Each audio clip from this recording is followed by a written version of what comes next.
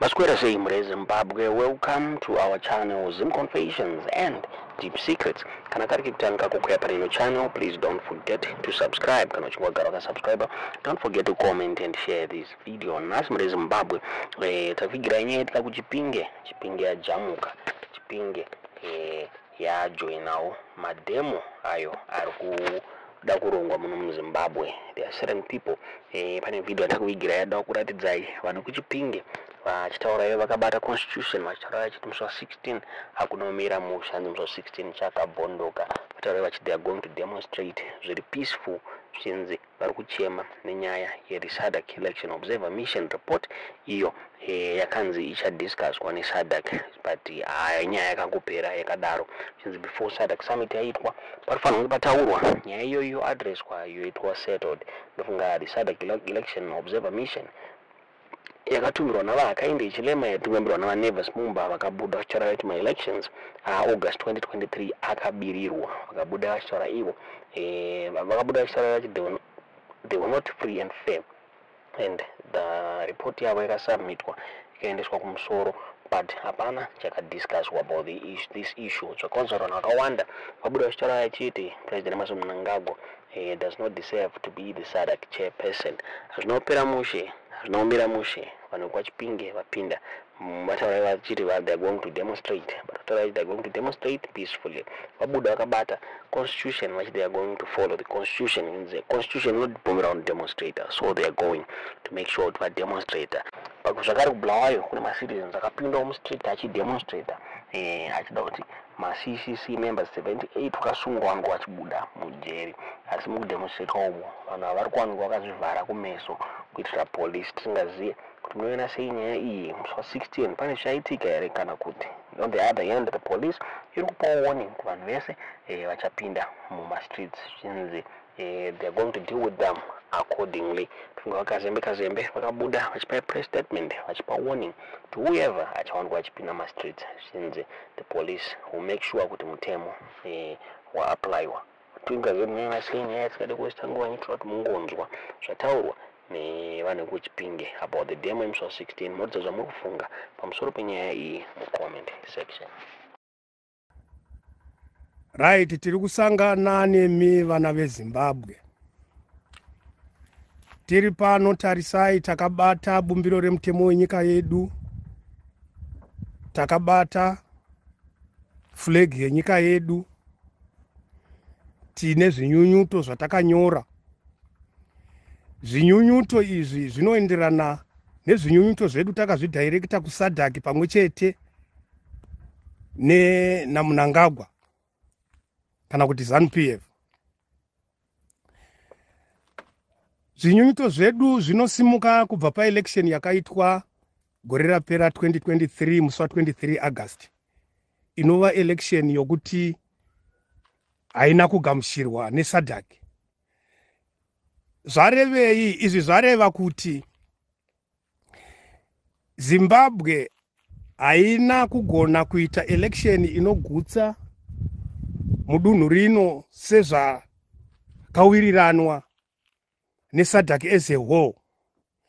Saka tiri kuti isu SADC hamuna chiraramo chekuti muenderere mberi nekuti Zimbabwe ipuhwe chigaro chekutungamirira SADC. Mubvunzo wedu unoti Mnangagwa uyo wamakataura pachena kuti haana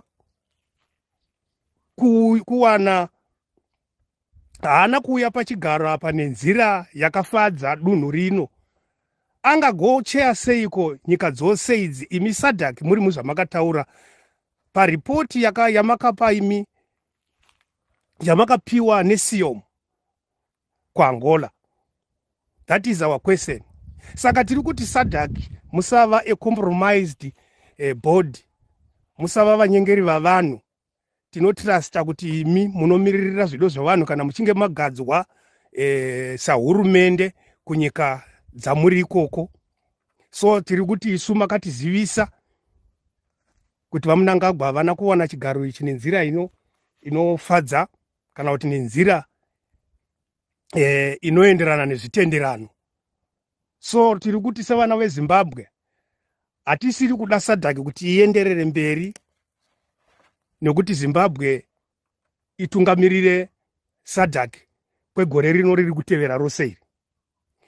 Ngatidzokei patakasiyira pane nyaya pa 23 August 2023 election haina kuitwa zvakanaka muZimbabwe. Ndipo pane nyaya yedu. Ndiso saka muri kuona pano hatisiri kumukira hurumende, hatisiri kukurudzira violence munyika, asi tiri kukurudzira vanhu kuti vataridzire zvinyunyuto zvavo sezvinobvumirwa nebumbiro remutemo ratakabataira muri kuona iri. Bumbiro remutemo iri rinotitendera kuti titaridzire zvinyunyuto zvedu murunyararo.